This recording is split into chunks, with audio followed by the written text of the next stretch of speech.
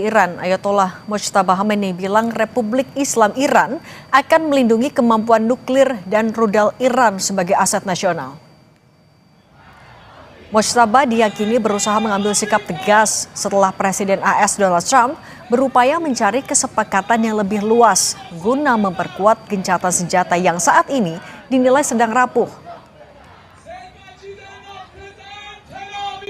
امروز برانگیختگی معجزه‌گون ملت ایران منحصر در 10 میلیون جان فدای مبارزه با صهیونیسم و آمریکای خونریز نمانده و پیشاپیش صفوف به هم پیوسته امت مبعوث شده اسلامی 90 میلیون هموطن غیور و شریف ایرانی داخل و خارج از کشور تمامی ظرفیت‌های هویتی، معنوی، انسانی، علمی، صنعتی و فناوری‌های پایه‌ای و نوین از نانو و بیو تا هسته‌ای و موشکی را سرمایه ملی خود فرض کرده و همچون مرزهای آبی، خاکی و هوایی پاسدار آن خواهند بود. Sebaliknya, Presiden AS Donald Trump menegaskan kembali Iran tidak boleh memiliki senjata nuklir. Trump takut Iran akan memakainya untuk menyerang Israel, Timur Tengah, Eropa, atau bahkan Amerika. Not give Iran a nuclear weapon. It's all I can say. We can, because they would use it on a place called Israel very quickly, and they would use it in the Middle East, and they'd use it in Europe, and I guess we'd be next, and it's not going to happen. Don't worry about it. We've taken apart. We've taken their Air Force is non-existent. It's gone. Persoalan nuklir Iran kini seakan menjadi alasan Amerika Serikat menolak melanjutkan negosiasi. Trump memilih menyiapkan serangan baru ke Iran jika negara itu masih keras kepala untuk memiliki senjata nuklir.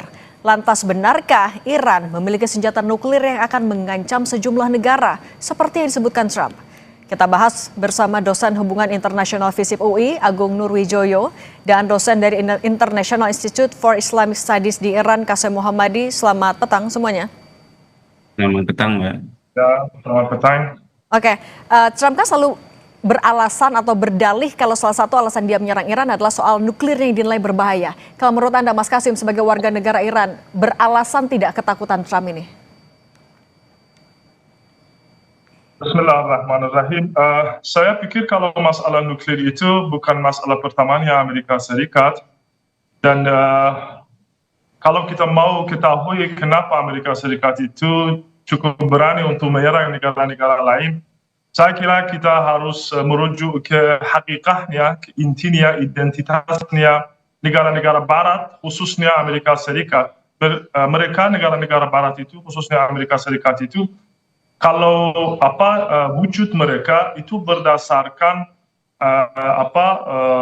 penjajahan. Kalau dulu penjajahan itu ada penjajahan klasik, ya, mereka biasanya mempunyai kekuatan yang luar biasa dan menyerang satu negara dan menjajah sumber daya mereka dari sisi ekonomi atau dari sisi yang lainnya. Sekarang pun saya kira itu sama, tidak ada bedanya.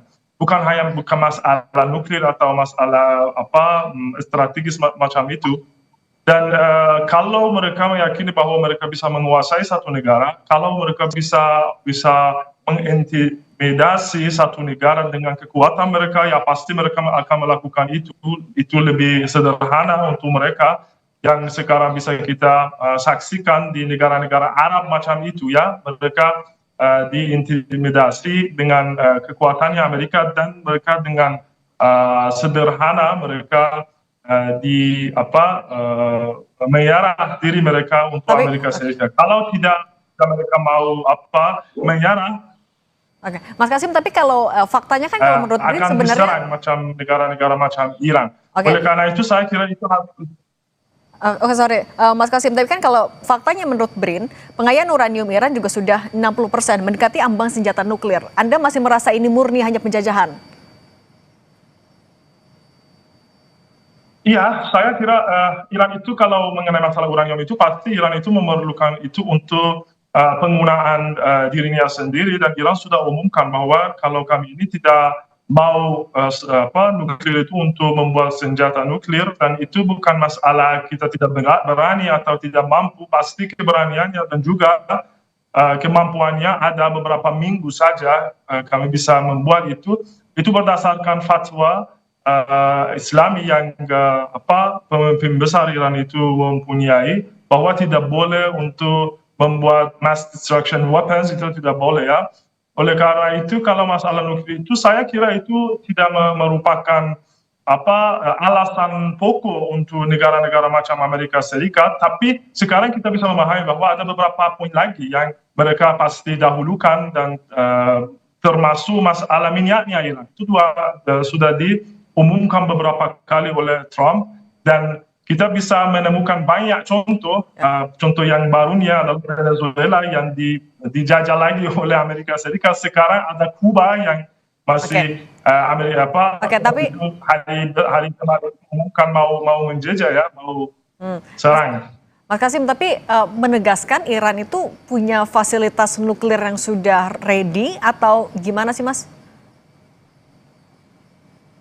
Iya, kalau mengenai masalah nuklir itu, saya kira bahwa itu Iran tidak akan lepas tangan dari masalah nuklirnya. Bukan masalah nuklir sendiri yang sangat penting, pasti itu penting sebagaimana saya tadi katakan, pasti itu diperlukan untuk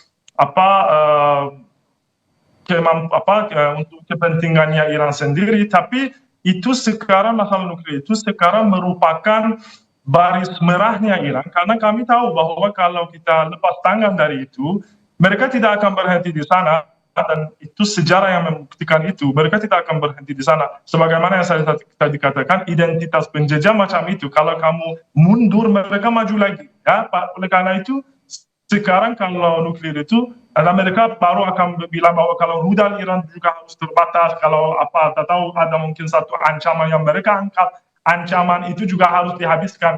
Oleh karena itu Iran tidak akan mundur dari nuklirnya, bukan dia mau membuat bom nuklir, tapi itu merupakan baris pertamanya Iran dan tidak akan mundur dari itu. Nah, kalau tidak akan mundur karena itu adalah baris pertama, menurut Anda, Mas Agung, dengan posisi atau sikap Iran yang tegas seperti itu, di sisi lain Amerika Serikat juga merasa itu adalah akar masalahnya, menurut Anda ruang komprominya masih ada atau udah tertutup kok kayak gini?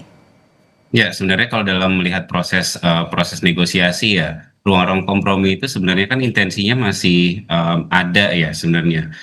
Dengan kemudian Iran masih memberikan yang terbaru adalah menawarkan beberapa poin terkait dengan proposal ya. Cuma memang kan dalam proposal yang terbaru tetap ada intensi dari Iran untuk melakukan memecah semua permasalahan, tidak dibahas dalam satu proposal gitu ya. Jadi ada step by step partial deal yang kemudian diharapkan oleh Iran dalam proses negosiasi dengan Amerika Serikat. Dan salah satu poin utama yang sekarang tetap konsisten dilakukan oleh Iran untuk tidak dibahas adalah terkait dengan masalah nuklir. Nah, tapi kita juga melihat sebenarnya kan ini tidak berada dalam ruang vakum. Proses negosiasi itu kan juga tidak sekedar ditentukan oleh oleh Iran, kepemimpinan leadership dari Iran, Amerika Serikat maupun dari para negosiator, tapi juga sangat dipengaruhi oleh lingkungan strategis yang ada, termasuk juga dalam konteks ini adalah dinamika politik domestik ya. Dalam hal ini kan yang paling sulit ketika bicara tentang sebuah peperangan, sebuah pertempuran adalah setiap pihak itu mendapatkan satu bentuk legitimasi sebagai pemenang perang. Nah, momentum-momentum itu sebenarnya akhirnya memang coba dikejar oleh Trump, karena memang bagaimanapun juga kita sebenarnya tidak bisa memungkiri ada tekanan domestik yang sebenarnya cukup kuat yang kemudian dirasakan oleh Trump. Hal yang kemudian cukup nyata yang kemudian kita bisa lihat dan kita benar-benar tampak adalah bagaimana kemudian bulan November nanti Trump ini akan menghadapi pemilu sela, dan popularitas approval rate-nya Trump ini senantiasa merosot dari pekan ke pekan. Pekan lalu sekitar 34%, pekan sebelumnya masih 36%. Belum lagi popularitas Partai Republik yang merosot ya dari 75% sekarang sekitar 49%. Dan apalagi juga tekanan ekonomi secara domestik dari masyarakat Amerika Serikat juga cukup kuat. Artinya sebenarnya dimensi tersebut juga memberikan satu bentuk pengaruh bagi pemerintah Trump untuk kemudian mempercepat proses perangnya. Makanya kemudian kita lihat Mbak, dalam beberapa waktu terakhir ada penurunan tensi serangan Ya, kita semenjak bulan April ini kita lebih banyak melihat berbagai macam insiden dan diplomasi koersif tekanan yang diberikan oleh Amerika Serikat. Oke, Mas Agung, tapi kalau dalam hal ini sebenarnya siapa pihak yang paling berwenang untuk menentukan sebenarnya pengayaan uranium di Iran itu boleh dilanjutkan atau memang sebenarnya sudah mulai di tahap berbahaya, itu siapa yang berwenang? Saya sebenarnya sepakat dengan kemudian tadi yang diskusi dilakukan dengan Mas Kasim ya, bahwa saya juga menangkap bahwa memang ada poin hak kedaulatan yang kemudian dimiliki oleh Iran dalam proses pengayaan uranium. Kalau kemudian tadi ada laporan yang menyebutkan bahwa proses pengayaan uranium Iran sudah sampai kepada tahap 60%, tapi kan ada ambang batas sebenarnya. Dan Mas Kasim juga sebagai warga Iran dan sebagai seorang peneliti di sana juga kan sangat memahami tadi rakyat Iran itu sangat menghargai keberadaan fatwa dari para pemimpin ulamanya seperti itu, ada dari supreme leadernya. Bahkan kita melihat kan bahwa tadi pernyataan Mas Kasim sangat jelas ketika bahwa tidak boleh tuh kepemilikan WMD, senjata pemusnah massal. Artinya kan sebenarnya Iran dalam tahap tersebut sangat menghargai ya ambang batas tersebut. Bahkan kalau kita melihat flashback ke dalam beberapa waktu terakhir, keinginan Iran untuk memiliki nuklir untuk tujuan damai, bukan senjata nuklir ya, nuklir untuk tujuan damai. Artinya kan nuklir untuk tujuan damai kan itu hanya untuk pengembangan energi dan segala macamnya. Ya, berbeda dengan Israel yang sebenarnya di proyek di Monas sudah memiliki senjata nuklir. Nah, dan ini hal ini sebenarnya kemudian kita lihat proses-proses dari sebelum dari 2015 ya, pembicaraan terkait dengan JCPOA itu kan juga kemudian Iran menghargai proses-proses yang ada, bahkan mengizinkan kelompok IAEA gitu ya sebagai lembaga yang memang berwenang untuk melakukan proses investigasi, pengawasan dan segala macam terkait dengan pengembangan nuklir itu silakan saja untuk melihat perkembangannya seperti apa. Artinya sebenarnya dari proses yang ada keterbukaan yang kemudian dilakukan oleh Iran. Artinya sebenarnya dengan dinamika yang ada sekarang, Mbak, kita boleh melihat bahwa titik Amerika Serikat terkait dengan Iran, Amerika Serikat menginginkan tidak entry point-nya memang nuklir, tapi sebenarnya lebih dari sekedar nuklir ya. Artinya ada ketakutan yang besar dari Amerika Serikat kalau kemudian Iran ini memiliki satu kekuatan penting dan tetap menjadikan ancaman yang besar buat kawasan di kawasan Timur Tengah. Nah, Dan Mas satu Agung, entry point-nya adalah menghentikan nuklir. Ya. tapi kan kalau misalnya kita bicara soal nuklir, bukan Iran saja yang lagi punya nuklir gitu. Ada negara-negara lain yang sudah advance, lebih develop, misalnya ada Korea Utara, tapi apa yang jadi alasan utama Trump untuk ya mengganggu Iran tapi Korea nggak disentuh? Nah, kalau poin core ini menarik ya Mbak ya, karena memang ini jadi diskusi yang juga sering kali muncul ya, mengapa Iran senantiasa terus ditekan, diberikan sanksi bahkan dari tahun 79 itu ya, bahkan diserang terkait dengan program nuklir yang sementara Korea Utara ini cenderung yang jelas-jelas sudah punya senjata nuklir justru relatif dibiarkan gitu ya. Sebenarnya jawabannya bukan sesederhana karena Korea Utara sudah punya senjata nuklirnya dan Iran ini belum. Tapi sebenarnya menurut saya ada faktor strategis, ada faktor geografis, militer, ekonomi, apalagi ya, politik aliansi yang membuat kalkulasi Amerika Serikat sangat berbeda terhadap dua negara ini. Artinya kebijakan luar negeri yang dilakukan oleh satu negara terhadap negara yang lain, apalagi yang dilakukan oleh great powers, ini tidak one size fit all, jadi tidak sama antara satu dengan yang lain. Nah, dalam logika strategis Amerika Serikat sebenarnya kita bisa melihat, sebenarnya saya merasa bahwa bagi negara yang sudah punya nuklir ya, baik senjata maupun pengembangan uraniumnya, bahkan sampai ke level senjata ya, memang kecenderungan harus dihadapi dengan strateginya biasanya deterrence ya, prosesnya proses penangkalan. Tapi kalau negara yang belum punya senjata nuklir seperti halnya Iran, ini ada kecenderungan untuk ditekan dan dicegah secara koersif. Jadi bahasa sederhananya sebenarnya kecenderungannya saya melihat Washington ini melihat Iran ini sebagai pihak yang aktor yang masih bisa dihentikan. Sedangkan Korea Utara itu dianggap terlambat dicegah. Nah, itu yang logika yang kemudian mungkin saya lihat dalam proses kebijakan yang berbeda terhadap Korea Utara dan Iran. Nah, kalau misalnya Iran kan saat ini berarti belum di tahap itu sampai memproduksi nuklir. Nah, kalau menurut Anda Mas Kasim, sebenarnya akar masalahnya itu apakah jangan-jangan yang jadi ambisi atau latar belakang AS melakukan serangan adalah karena memang ada konflik antara Iran dan Israel, itu yang jadi alasan utama Amerika Serikat? Mas Kasim?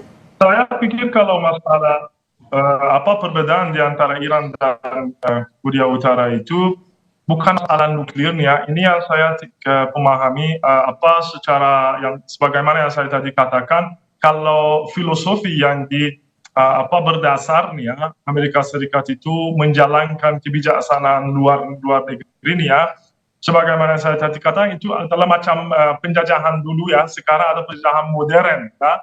Bagaimana begini, bahwa sekarang kalau Iran dan Korea Utara itu beda sekali. Kalau Korea Utara itu nggak punya minyak ya, itu juga kalau secara strategis dan geopolitik Iran itu luar biasa. Sekarang kita bisa memahami bahwa setelah Hormuz itu bagaimana kepentingannya atau pentingnya bagaimana Selat Hormuz itu dan Teluk Persia itu pasti tidak dipunyai Korea Utara, dan juga masalah ancaman yang dianggap oleh Amerika Serikat yang bisa terlihat dari Iran terhadap Israel yang merupakan sekutu pokoknya Amerika Serikat. Dan kita tahu bahwa hampir semua 3/4 senator dan juga di presiden Amerika Serikat sangat pengaruh oleh AIPAC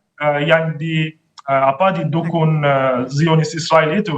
Oleh karena itu, dan kalau ada ancaman untuk Israel atau untuk AIPAC, pasti ini mereka meyakini bahwa harus habiskan ancaman macam itu. Oleh karena itu saya tidak pikir bahwa itu masalah nuklir yang mereka, tapi kepenting kedudukan luar biasanya Iran di Timur Tengah ini. Nah di tengah masih panasnya eskalasi di Timur Tengah, yang terbaru juga adalah kabar Presiden Iran akan memecat Menteri Luar Negeri. Apa yang sebenarnya terjadi? Kita akan bahas usai jeda, tetap bersama kami di Kompas Petang.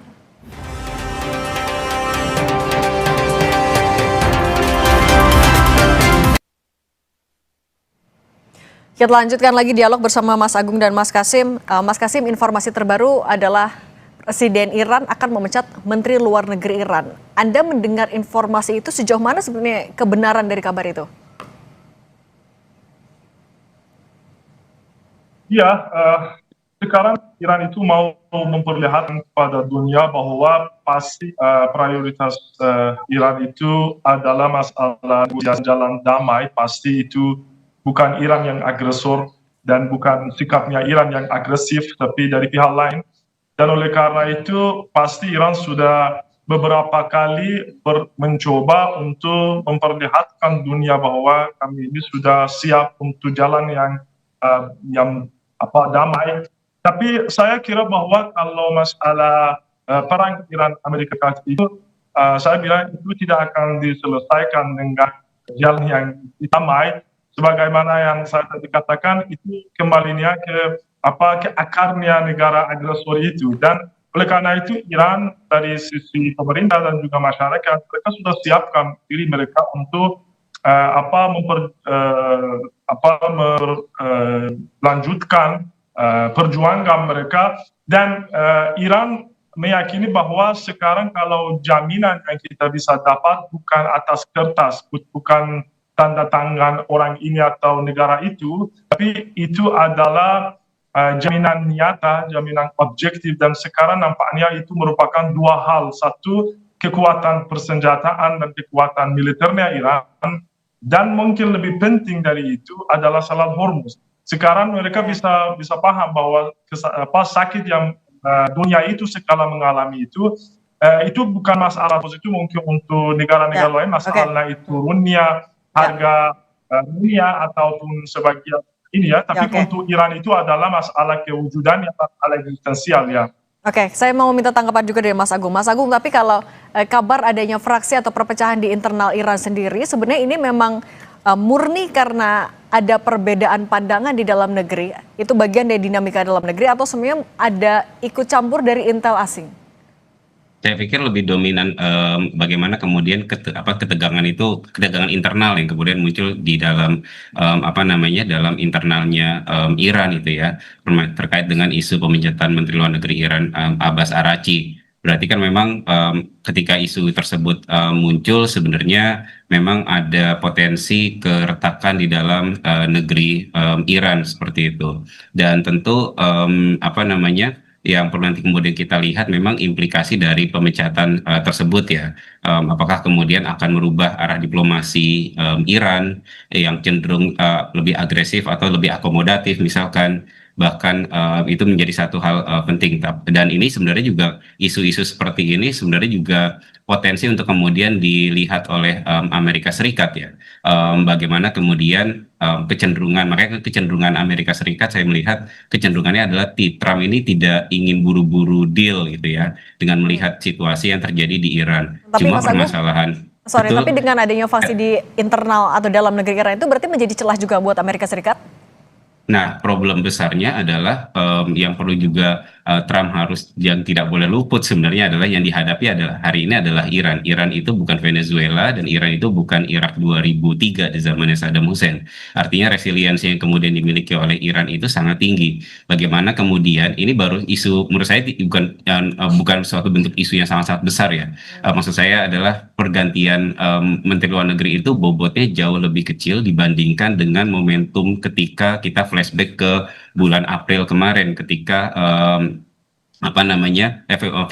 bulan Maret ya ketika pemimpin Iran itu gugur seorang Ali Khamenei dan proses transformasi pemerintahan dari Ali Khamenei ke Mujtaba Khamenei itu konsolidasi domestiknya kita lihat sangat kuat dan kokoh, bahkan Iran bisa bertahan 60 plus 3 hari gitu ya kalau kemudian kita menghitung dalam perang yang terjadi semenjak 28 Februari. Artinya sebenarnya kalau kemudian Trump ini tidak ingin buru-buru deal, Trump melihat celah, tapi sebenarnya proses-proses itu Iran punya kemampuan untuk membangun konsolidasi secara domestik untuk kemudian ya melakukan langkah diplomatik atau langkah-langkah berikutnya untuk menciptakan bentuk ya bagaimanapun juga namanya Iran ini kan sebagai dipandang Amerika Serikat sebagai axis of resistance dan proses kemampuan Iran untuk membangun daya tahan ini kan bukan sesuatu hal yang sekedar dibangun dalam 1-2 hari terakhir gitu, tapi proses yang kemudian dibangun dalam durasi yang cukup panjang bahkan semenjak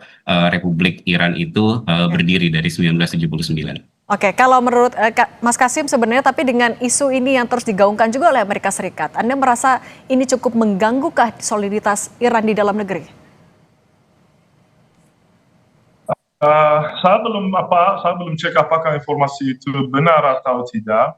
Tapi saya pikir biasanya kalau kita ada banyak bohongan yang kita dapat dari pihak Amerika Serikat setiap hari atau bahkan malam, Trump itu dia masuk ke Twitternya dan dia menyebarluaskan banyak kepercayaannya dia sendiri dan nantinya kita membaca itu tidak benar hanya dia mau menurunkan harganya minyak, biasanya begini.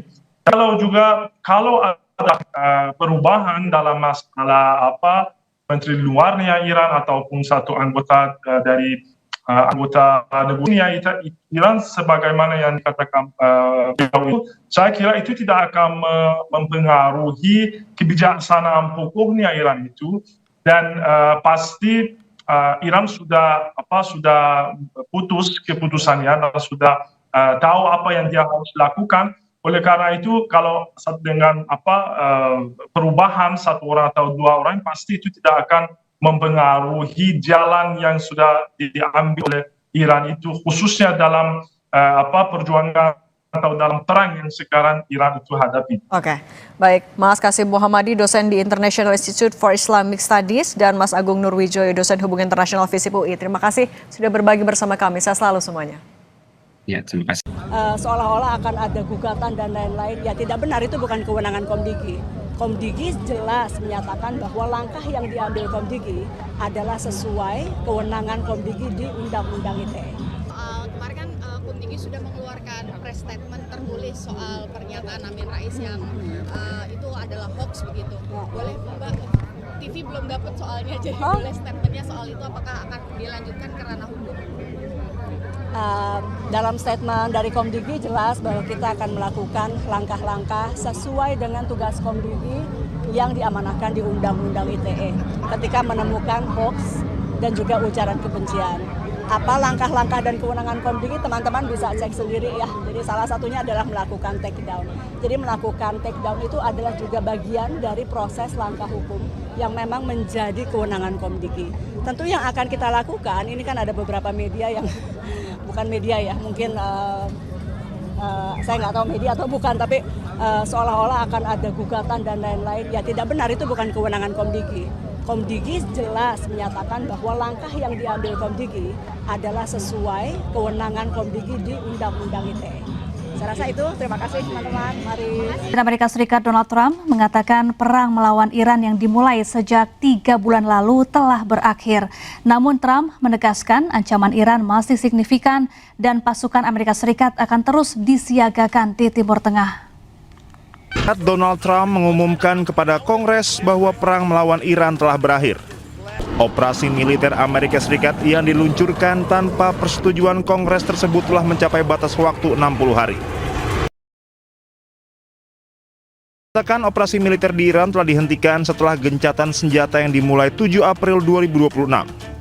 Meski menyatakan konflik berakhir, Amerika Serikat tetap mempertahankan kehadiran militer dan blokade terhadap Iran di kawasan. Blokade Amerika Serikat di Iran akan berlanjut hingga kebebasan navigasi di Selat Hormuz pulih. Trump menegaskan ancaman Iran masih signifikan dan pasukan Amerika Serikat akan terus disiagakan di Timur Tengah. Trump juga menyatakan ketidakpuasan terhadap proposal negosiasi terbaru dari Iran di tengah mandeknya pembicaraan damai meski gencatan senjata telah berlangsung selama beberapa pekan. Iran menyerahkan teks proposal tersebut kepada Pakistan selaku mediator pada Kamis malam. Trump menyalahkan kebuntuan negosiasi pada perselisihan yang luar biasa di dalam kepemimpinan Iran. Ia juga mengemukakan dua opsi yang dihadapi Amerika Serikat, yakni membumi hanguskan Iran sepenuhnya atau mencoba membuat kesepakatan. Trump tidak mengambil opsi pertama atas dasar kemanusiaan. Perang yang dimulai Amerika Serikat dan Israel melalui serangan mendadak pada 28 Februari 2026 kini berada dalam status jeda sejak 8 April 2026. Sejauh ini baru satu putaran perundingan langsung yang digelar namun berakhir tanpa hasil.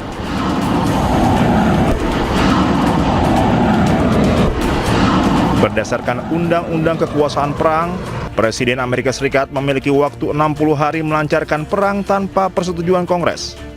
Dengan menyatakan perang melawan Iran berakhir, Trump secara efektif mengatur ulang hitungan waktu yang memungkinkannya memulai kembali perang di kemudian hari dengan jangka waktu 60 hari.